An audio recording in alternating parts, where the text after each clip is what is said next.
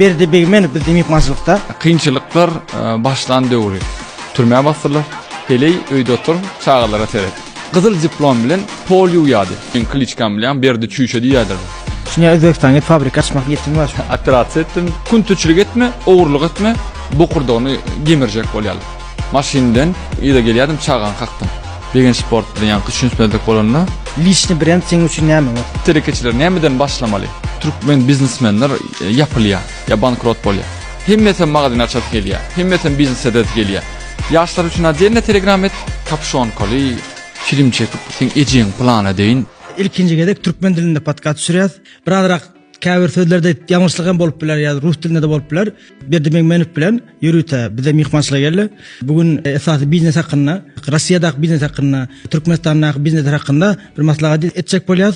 Şo wagtda bir biznes Berdi Begmenow'a sorular berse, ol size biziň sorularymyza jogap berer. Assalamu alaykum. Wa alaykum salam. Bom tapdyňyz.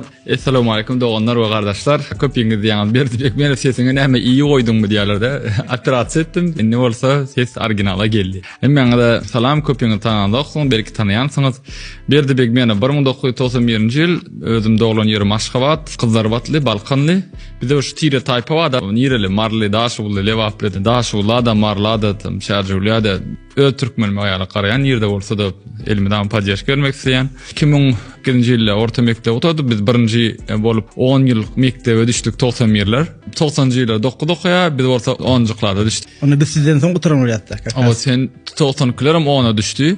Gawdanyna özüm